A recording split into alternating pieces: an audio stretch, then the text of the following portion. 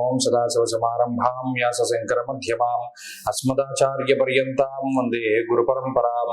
జ్యోతిషాస్త్రాన్ని భావితరాల వారికి ప్రసాదించిన ఋషుల యొక్క పాదపద్మాలకి నమస్కారం చేసుకుంటూ, అలాగే నాకు ఈ జ్యోతిష విద్యను నేర్పిన గురువర్యులు జ్యోతిష బ్రహ్మ కీర్తిశేషులు శ్రీ ఈరంకి సూర్యనారాయణమూర్తి గారు, సూర్యశ్రీ దైవజ్ఞ గారి యొక్క పాదపద్మాలకి నమస్కారం చేసుకుంటూ, ఓం శ్రీ మహాగణాధిపతి నమః, శ్రీ గురుభ్యో నమః, హరి ఓం.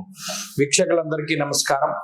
ఏప్రిల్ నెల 19వ తారీఖు లగాయతు ఏప్రిల్ 25 వరకు ఉండేటువంటి గ్రహస్థితి ఆధారంగా ద్వాదశ రాశుల వారికి ఈ వారం ఏ విధమైనటువంటి శుభాశుభ ఫలితాలు కలగబోతూ ఉన్నాయో ఈ కార్యక్రమం ద్వారా తెలుసుకుందాం. కన్యా రాశి వారికి ఈ వారం మధ్యస్థమైనటువంటి ఫలితాలు గోచరిస్తూ ఉన్నాయి. షష్ఠస్థానమందు రాహువు యోగించడం, అలాగే చంద్రుని యొక్క బలం, ఇవి రెండే ప్రధానమైనటువంటి బలాలుగా ఈ రాశి వారికి కనబడుతూ ఉన్నాయి. ఇక్కడ సప్తమ స్థానమందు ఎక్కువ గ్రహాలు కేంద్రీకృతం అవడం, అష్టమంలో రవి ఉండడం, దుర్దోష శత్రు సంవాదో గమనాగమనం వ్యధాన్నది శాస్త్రం. అంటే ఈ గ్రహస్థితి అనవసరమైనటువంటి ప్రయాణాలు చేసేలా చేస్తుంది. మీ యొక్క కాలాన్ని, మీ యొక్క శక్తిని, మీ దగ్గర ఉండేటువంటి ధనాన్ని వృధాగా మీరు కోల్పోయేటువంటి విధంగా చేస్తుంది.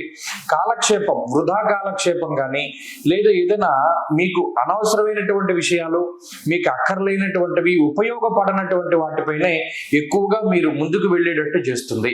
అనగా మీ బుర్రని పాడు చేసేటువంటి గ్రహస్థితి ఇది. మీరు దాన్ని తప్పించుకోవాలి. ఏది మనకి పనికొస్తుంది, ఏది మనకి పనికిరాదు, ఇవాళ మనం ఈ ప్రయాణం చేయడం వల్ల మనకు రూపాయి ఉపయోగం ఉందా లేదా, దీనివల్ల మనం అలసిపోవడము, మన డబ్బు ఖర్చు అవడం తప్పితే మన వల్ల మనకి ఏ విధమైన ఉపయోగం ఉండదు అని అనుకున్నప్పుడు అది మానేయడమే ఉత్తమం. కొన్ని చోట్ల కట్టాకట్టిగా మాట్లాడవలసి వస్తుంది. ఇతరులు ఏమనుకుంటారు అని అనుకోకుండా మీ స్వార్థం మీరు చూసుకుని మాట్లాడవలసినటువంటి పరిస్థితులు వస్తాయి.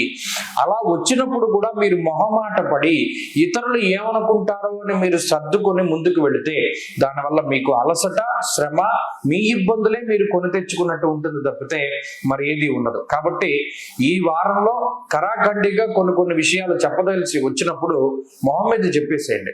అతి నిష్ఠూరం కన్నా ఆది నిష్ఠూరం మేలు.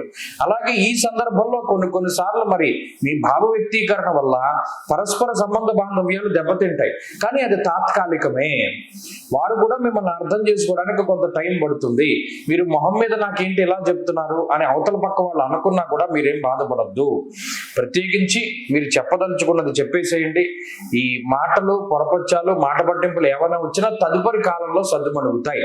అలాగే ఈ వారంలో ఉండేటువంటి గ్రహస్థితి మానసిక ప్రశాంతతని, ఆర్థిక ఇబ్బందుల్ని కలగజేస్తుంది. మానసిక ప్రశాంతతని దూరం చేస్తుంది, ఆర్థిక ఇబ్బందుల్ని కలగజేస్తుంది, ఎక్కువగా అలసటని కలగజేస్తుంది. ఎండ తీవ్రత వల్ల డిహైడ్రేషన్ కానీ, లేకపోతే ఈ శరీర సంబంధమైనటువంటి నలత కానీ అధికంగా ఉంటుంది. ఈ వారం ఈ రాశి వారు మరింత అనుకూలమైన ఫలితాలు సాధించడానికై ఆదిత్య హృదయాన్ని పారాయణ చేస్తూ ఉండడం, విష్ణు సహస్రనామాన్ని పారాయణ చేస్తూ ఉండడం చెప్పదగినటువంటి సూచన. ఈ వారంలో కలిసి వచ్చేటువంటి రోజు సోమవారంగా చెప్పవచ్చును. అదృష్ట సంఖ్య 2, అదృష్ట వర్ణము తెలుపు. తదుపరి తులారాశి.